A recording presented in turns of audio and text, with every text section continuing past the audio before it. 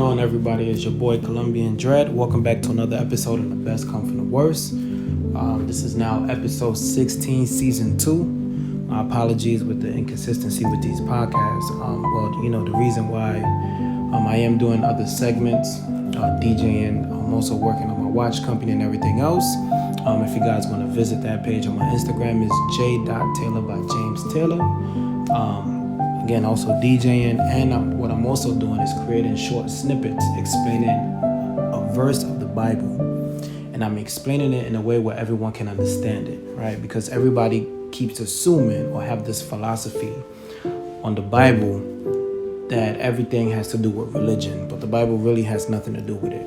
But again, we're now on episode 16, season 2. Be sure to like, comment, subscribe, and hit the bell button for more videos. Please don't forget to show love, and of course, this message can be shared with anyone. The name of this topic is called the Book of Exodus Podcast. That's the name of this session. Why? Well, because, I feel like there's so many lessons to learn within this book itself, right? With Moses freeing the slaves, the mental conditioning with the slaves and having to work for someone for free, being comfortable in their own discomfort, right? And things like that. We're not going to waste too much time. So again, we're now on episode 16, season 2. The name of this topic is the Book of Exodus Podcast. So, the Book of Exodus is a continuation of Genesis, where God promises Abraham that his people will receive and be blessed with the promised land, right? But here's the problem. The Israelites were enslaved by this king named Pharaoh. Now, this king is vicious, and he's mean and everything else. In fact, he orders that all children should be thrown into the Nile River. Keep in mind, the reason why I'm explaining the backstory is so you can understand the bigger picture and the mind on how powerful it is. A mother who was an Israelite had a child, but she throws him into the Nile River safely, wrapped in a blanket and a basket, because she knows Pharaoh would have killed him. But Pharaoh's daughter saw the child and raises him. This child name is Moses. You see, sometimes we never realize how protected we are until we all grown up. And here's the reason why. God had him covered. You're covered as well, but you can't see it yet. And I will explain that later on. So God appoints Moses to free the people from slavery, but he has to get through Pharaoh first. Now, keep in mind, God hardens Pharaoh's heart in the process. Now, if you have any questions about the Bible, here's one of the questions you should ask. Well, why would God even do that? You see what I'm saying? Why would God harden Pharaoh's heart so Moses could try, knowing that Moses is trying to free the slaves? You see what I'm saying? Well, think of it this way. We sit here and we say God is good, right? But we don't really believe it until a miracle happens. And even that's still not enough. In other words, we can't sit here and say God is great if he never showed off his greatness to you. This is why Pharaoh's heart was hardened. Now, fast forward, Moses delivered the slaves from Pharaoh. Okay, so now we're good. Not really. Because although they were physically free, they were still mentally chained.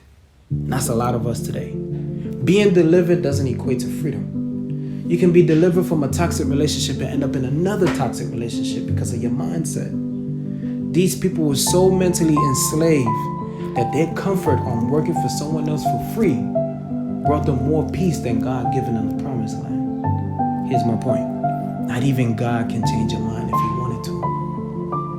You have the free will to choose to be with him or against him. This all depends on your mindset.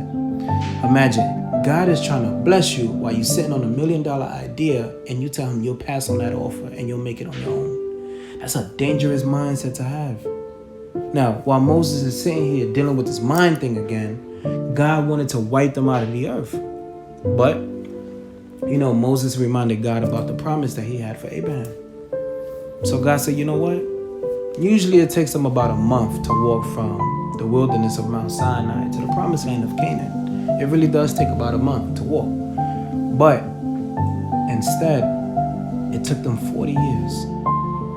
Now, 40 years is a whole new generation. And again, if you have any questions about the Bible, here's one of the questions you should ask. But why would God even allow that? You see, when you refuse to accept truth and expand your thinking, God would allow you to die in your own ignorance. It's a free will, baby. You see what I'm saying? So even with all that, the slaves still had something God needed, and that was their children. In essence, whether you want to follow God or not, he will still use your disobedience to get his purpose fulfilled. Now, what do I mean by the slaves having something that God needed? Well, his kids. 40 years is a new generation, so by the time the kids came about, God knew that their mind would be open enough to impact the world. Why? Because these slaves had so much experience and it was so mentally chained, God already knew that he wasn't going to change their mind. So he used that against them. So by the time their kids were born, they were already dead. You see what I'm saying? So again, since these slaves were so close-minded, he was just waiting for their children to be born for the slaves to die. And here we are. We have a chance to create something great, but your mind is stuck on the past of fulfilling someone else's dream to the point that you forget about your own. The choice is yours, so don't forget that. This is just a quick snippet on the book of Exodus, explained in a way where everyone can understand it. If you have any questions, please, by all means, reach out. Feel free to comment, share, hit the bell button for more, and share this message with everyone. Again, it's your boy Colombian Dread. Follow me on Instagram, The Best Come From The Worst. And until then, I'm a holla.